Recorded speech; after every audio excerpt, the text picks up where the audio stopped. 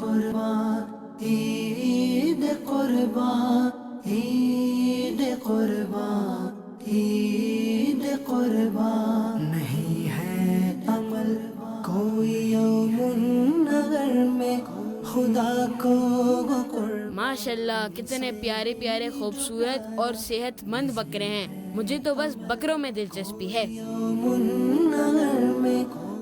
محلے میں بکرے تو بہت سارے آ گئے ہیں. بکرے بھی اونچے اونچے اور کافی صحت مند ہیں. میرے ابو نہ جانے کب میرے لیے بکرا لے کر آئیں گے.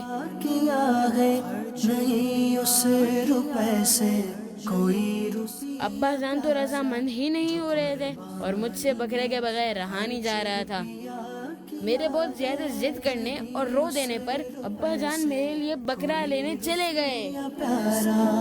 عید قربان عید قربان عید قربان عید قربان. نماز عدنان نہ تو بکرے کو پیار کر رہا ہے اور نہ ہی اسے چارہ کھلا رہا ہے. اسے بڑا اور بہت ہی زیادہ صحت مند بکرا چاہیے تھا. میں نے اس کے چھوٹے ذہن کو سمجھا تو دیا ہے کہ قربانی کا جانور اپنی مالی حیثیت کے مطابق انسان خریدتا ہے.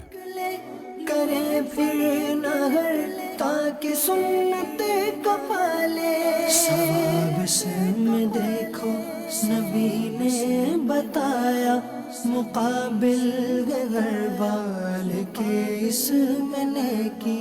ارے واہ، اس لڑکی کو تو میرا بکرا بہت اچھا اور پیارا لگا ہے. ابا جان صحیح کہتے ہیں، کئی لوگ ایسے ہیں جو قربانی نہیں کر سکتے.